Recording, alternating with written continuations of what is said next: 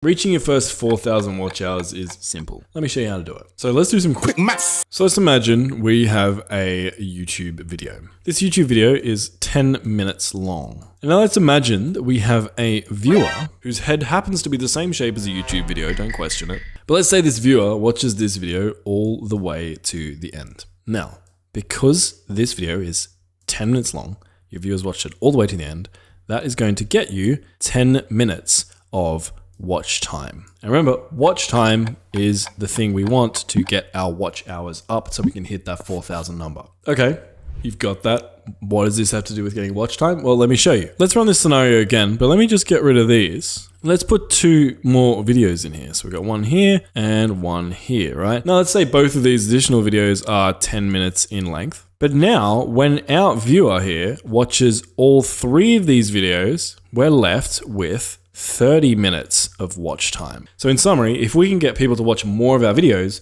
we can get more watch time from the same amount of viewers. In this case, 3 times more watch time from the same viewer. So how do we get viewers to watch multiple of our videos? Well, I want to introduce you to playlists. Yes, they're probably things you've heard of before, but I believe playlists are so underrated when it comes to getting watch time. And I know that might sound crazier than having your toilet roll under rather than over. Everybody knows that it should be over, but most of you aren't getting significant watch hours using playlists because you're doing it wrong.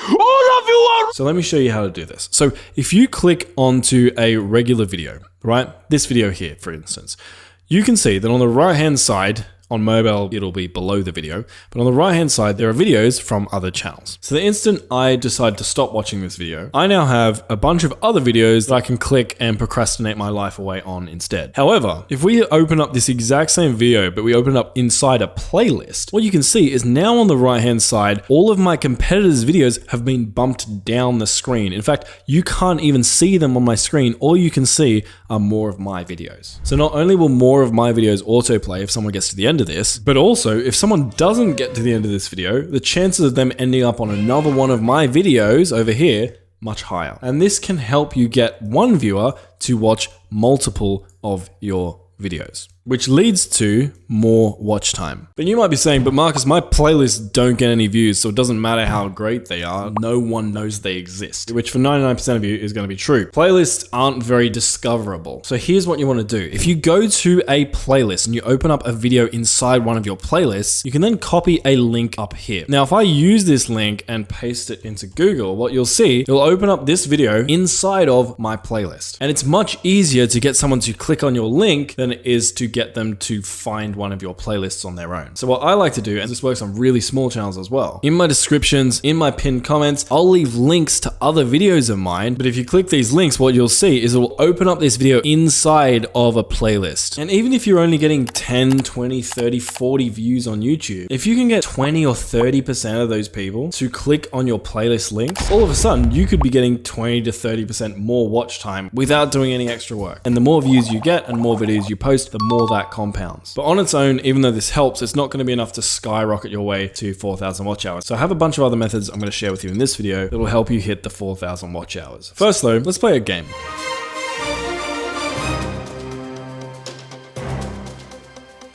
There are 2 videos here, video A and video B. Video A has a 45% average percentage viewed, which means that on average, people watch it 45% of the way through. It also has about 2,200 views. Now video B has a 33% average percentage viewed and has 1,600 views, aka less views and seemingly less retention. Now out of these 2 videos, which one do you think has the most watch hours?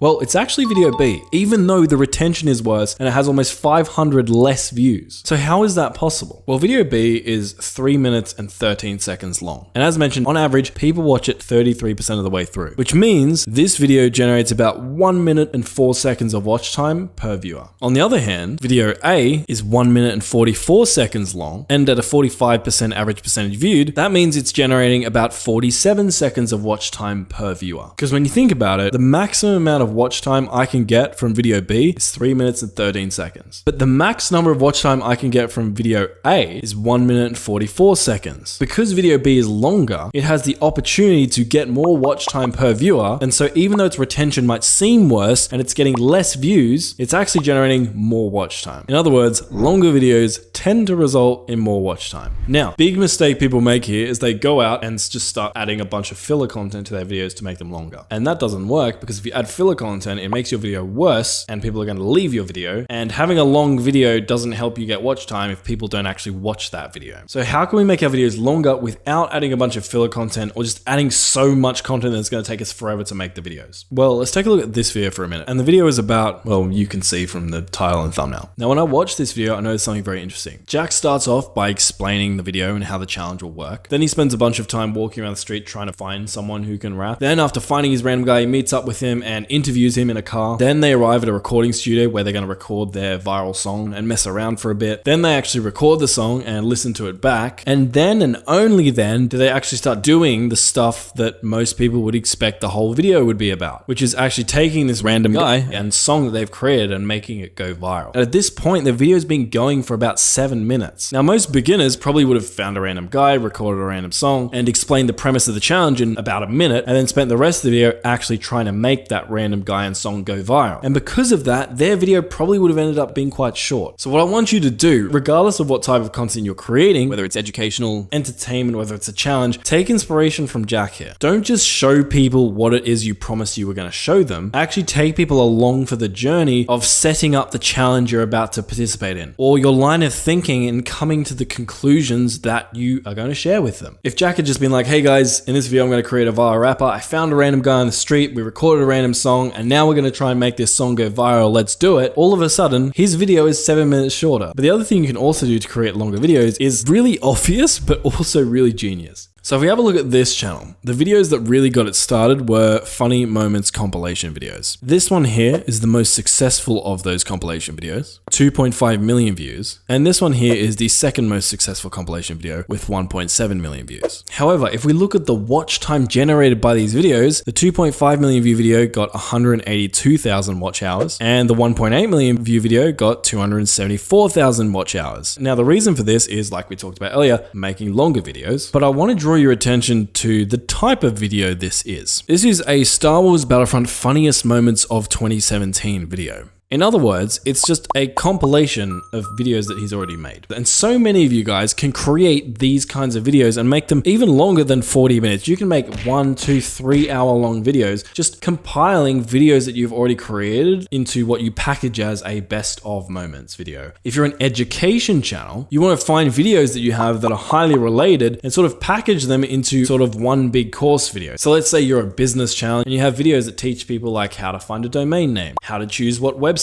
builder to use, how to build a website, how to launch that website, how to get traffic to that website. Now, these can all be different videos that you have, but you can take all these different videos, combine them into a sort of long course, maybe record a few voiceover lines for the transitions of those videos, and all of a sudden you have now one video that's an hour or two long that can get a huge amount of watch time if it gets views, and it's taking you like no extra work because you're just leveraging content you've already created. But you're probably sick of hearing me talk about making videos longer and getting more average watch time per view. So the next tip I have for you guys is pretty counterintuitive. Now, I recently polled my audience on whether you guys find live streaming to be a good way to get more watch hours. 5,000 of you responded. And if we eliminate the I don't know, I just like voting in polls option, we can see that 65% of people who've tried live streaming on their channel have found it to be a good way to get more watch hours. And people have been commenting things like, live streaming was actually the only reason I was able to push my channel up into the monetization threshold. And absolutely, thousands of watch hours in a few months, exclusively live streaming, partnered because of it. And people saying, I've done one stream and I got about as much watch time as the average video on my channel, but took less effort to produce. So what are all these people doing to get so many watch hours from live streaming? Well, I'll show you that in a moment, but first, I want to thank today's sponsor, vidIQ. vidIQ is the most popular YouTube growth tool in the world, objectively, and I want to show you a new feature they have that theoretically lets you generate everything you need to create your next video in as little as one click. So when you log into vidIQ, go to generate, then enter the type of video you want to create. And vidIQ's AI is now going to generate a title, description, tags, hook, and video outline tailored to the specific prompt I've just entered. Now, aside from generating the worst thumbnail I've ever seen in my life, the rest of this stuff is actually pretty good. But let's say I didn't like the hook. I could come into format here and adjust it from, say, a claim hook to a question hook. And you can see my hook's been updated, and you can do this with your title or your video outline. Speaking of outline, vidIQ's generated a timestamped outline I can go off. Let's say we make it a tutorial. And then if you're happy with his outline, you can either wing it from here or click generate script to generate a word-for-word video script and voiceover based off of this. Now, is this any good? Well, I've seen it work pretty well for some types of videos and pretty horrendously for others. But assuming you're in the group that it works pretty well for, this could save you a hell of a lot of time. So to find out if this works for you, you can use my link below to get vidIQ for an entire month to get access to the generate tool and all of the other tools that come with vidIQ for just $1. That link will be down below. But now back to my example about getting watch hours with live streaming. Well, let's just pull a hypothetical example. Let's say you stream for 3 hours, 6 days a week, which is not an uncommon live streaming schedule. That equals about 18 hours of content per week for 18 hours of work. Now, I couldn't find any numbers on how many viewers the average YouTube live stream gets, but apparently the average Twitch live stream gets about 27 viewers per stream, which I think sounds unrealistically high. So let's just drop this down to say like 15 viewers per stream. So if we times our number of hours streamed by our 15 average viewers, that results in about 270 watch hours per week. And just assuming this, so not taking into account VODs or anything like that, at this rate, you will have 4,000 watch hours in about 3.4 months. Now, is 18 hours of streaming a week unrealistic? Depends on the kind of channel you have. If you're a gaming channel, very common for gamers to play at least 3 hours of video games a day. Maybe you could be streaming in that time. If you're an education channel, doing 18 hours of Q&As a week is probably a bit unrealistic, so it might not work for you. And this is why we have a split like this. For some people, the answer genuinely is no, live streaming suck. For others, and the majority of people it seems like, the answer is actually yes. So if your sole goal right now is just grinding out watch hours, it could be worthwhile trying a live stream and just running the numbers to see how much you would need to live stream to reach 4,000 hours and whether or not that actually makes sense with your schedule. I think in the short term, it actually could be beneficial beyond just getting watch hours. I personally feel that a lot of the streaming I did back in the day helped me become a more confident extemporaneous speaker. And some of the most articulate people we know on the internet are that way, in my opinion, because of how many hours they've spent live streaming. Something else you can do though, if you want to try live but don't actually want to stream yourself, is to just continually live stream videos that you've already posted. You can use a service like Fluten, for example, and just have a non-stop live stream of all of your videos playing one after another on repeat pinned to your channel homepage. Again, this works great for a percentage of creators, doesn't work very well for a lot of others. The only way you'll know if it works for you is if you try it out. But something that does work for everyone is my next point, which relates heavily to something we talked about earlier, which is if we can get people to watch more of our videos, we're going to get more watch time from the same number of viewers. And that's where end screens come into play. And when you're uploading a video, if you come to this section and then you come click here, what you can do is add an end screen, and that's going to be an element that shows up inside of a video that viewers can click on to watch another one of your videos. Now, most of you are using end screens right now, but you're probably not using them very compellingly. And what I mean by that is you should know the end screen you're going to add to your video before you even record your video. That way you can transition the end of your video into your end screen. So people naturally go from one of your videos to another one of your videos to another one of your videos. For example, my final point in this video is to get more watch hours, you want to create videos that actually retain your viewers, because it doesn't matter how long your videos are, how long your live streams are. If people click off in the first 10 seconds, you're getting 10 seconds of watch time. And retaining viewers is such an in-depth topic that I've created a whole nother video about that you can check out by clicking the end screen on screen. I talk to some of the smartest YouTube educators on the platform, like people from vidIQ, Nate Wealth, Nate Black, Ed from Film Booth, Robert Benjamin, and more. So check out that video if you want to get more watch hours, and make sure you use end screens just like I did.